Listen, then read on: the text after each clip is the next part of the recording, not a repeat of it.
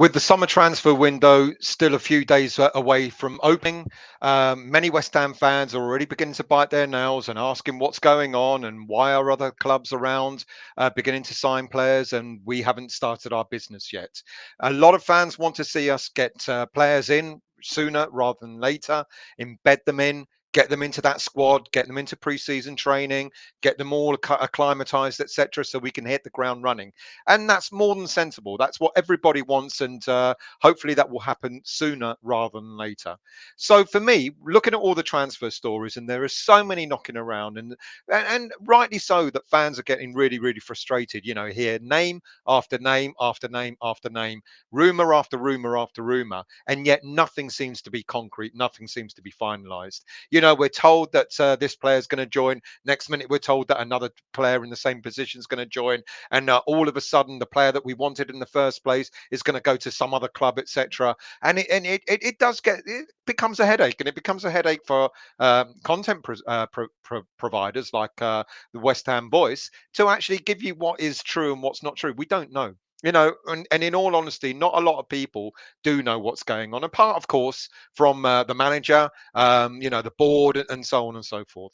So I'm going to speculate here, and I'm going to talk about the first three players that I think are pretty much nailed on, that are going to be our first three signings of the summer transfer window, and they're not going to be to any surprise to anybody at all. To be quite honest with you, they're going to be players that we've heard about quite a bit already. A player that's already played for, or two other players that are already played for us as well. So why don't we start off with Alphonse Areola in goal. Now, as we know, you know, he had a fantastic season with us last season at West Ham, playing 18 games in total. Most of those games were in cup competitions, one game in the Premier League, and he's been superb for us. He's been really, really fantastic. A graduate of the PSG academy system. He's been just about the whole of his PSG career. He's been sent out on loan to teams like Lens, Bastia, Villarreal, Real Madrid, Fulham, and of course West Ham United. But where will he be playing his football next season? I think this is a nailed on. I know there's rumours going around that we're interested in Sam Johnston and Nick Pope, etc. But I think with with what we've seen of Areola in the season just past, I think there's no reason why West Ham United wouldn't be interested, or David Moyes wouldn't be interested in signing Areola on a permanent basis. Look, he's got fantastic statistics. Over 79% highest number of saves, over 79% last season. Long pass accuracy range, so he can distribute the ball really well. Like a good pass accuracy range of over 65%. You know, and another stat that's is most impressive in his whole career, despite how many teams he's played for, is his very high average of clean sheet ratio. 40% clean sheet ratio in his whole career. 116 clean sheets in 273 in 284 senior career appearances, which is fantastic. As I've said, he played 18 times for West Ham United last season, and he kept 8 clean sheets in those games. 6'5" frame gives him fantastic reach across the goal.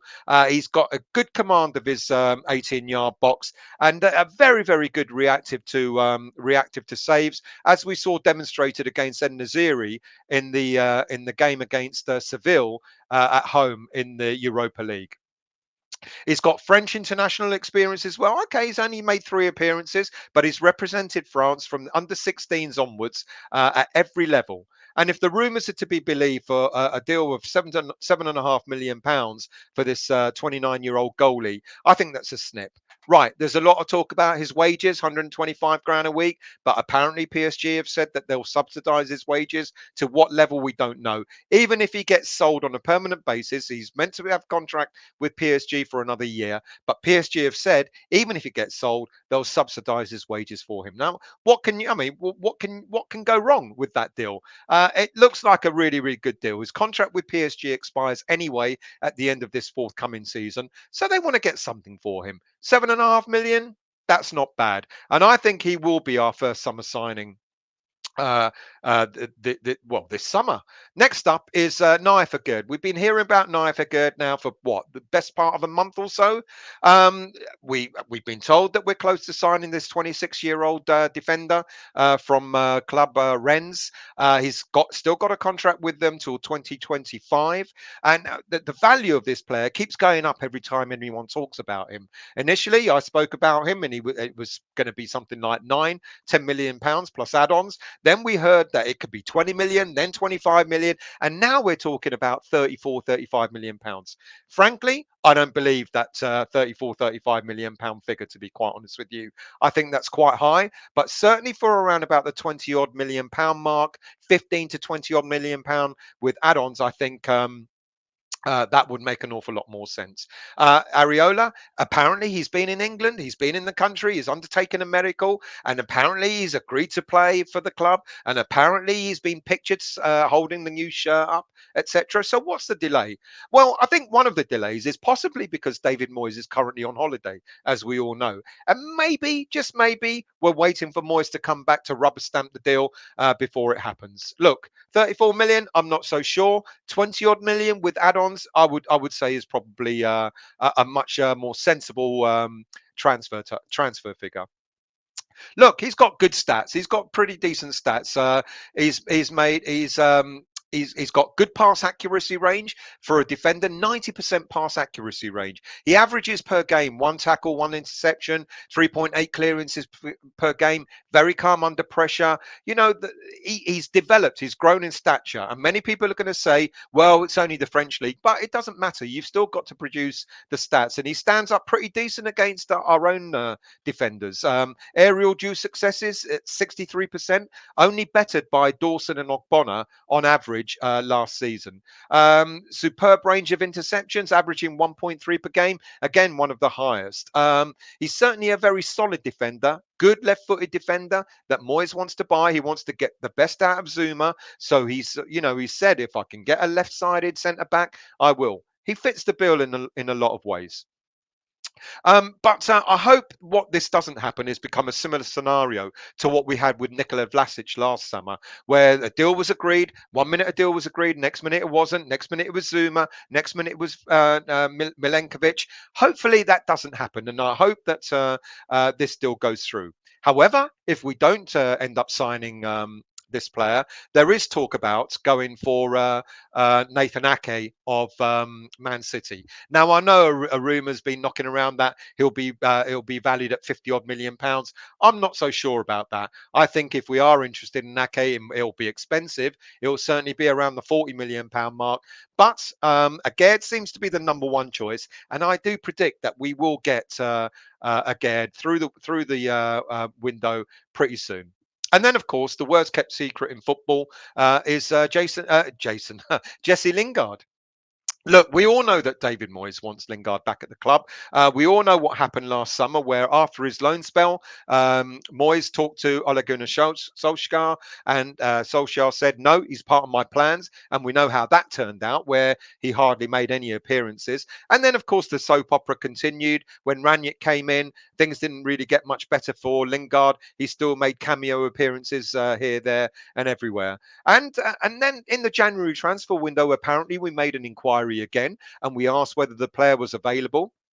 Rangnick apparently agreed that he could let the player go, but the board said absolutely no way.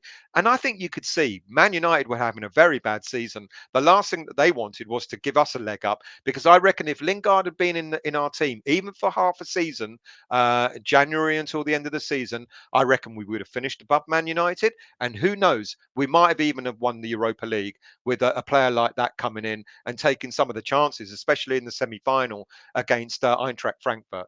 Look, we also hear an awful lot of rumor about, a big signing on fee of £10 million, and his brother wanting to negotiate £180,000 a week contracts. Look, I think we will have to pay a signing on fee, probably about 7, 8 million pounds for the player. But the issue with 180 grand a week, I think, is a bit ludicrous.